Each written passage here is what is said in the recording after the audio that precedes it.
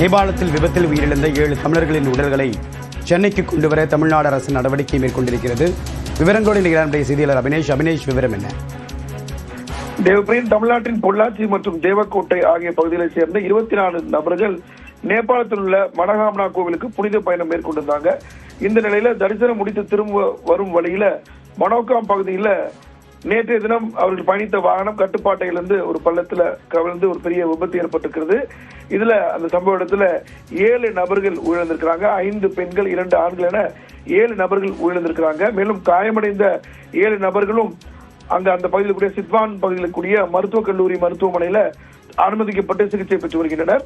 இந்த தகவல் கிடைத்த அடிப்படையில் தமிழ்நாடு அரசினுடைய அயலக நலத்துறை நேபாள நாட்டில் கூடிய தமிழ் சங்க பிரதிநிதிகளுடன் சேர்ந்து மத்திய அரசுடைய வெளியுறவுத்துறை ஒருங்கிணைத்து காயமடைந்தவர்களுக்கு சிகிச்சை அளிக்கக்கூடிய பணிகள்ல மேற்கொண்டு வந்திருக்காங்க. அதே போல இறந்தவருடைய உடலை தமிழ்நாடு கொண்டு வருவதற்கான தேவையான நடவடிக்கைகளை தமிழ்நாடு அரசு எடுத்து வருகிறது. இந்த நிலையில் இறந்த 7 நபர்களின் உடல்களும் பிரேத பரிசோதனைக்கு உட்படுத்தப்பட்டு காட்மாண்டு கொண்டு செல்லப்படுகிறது. அவர்களின் உடல்கள் அங்கிருந்து விரைவில் சென்னை விமான நிலையம் கொண்டு வரப்பட இருக்கிறது.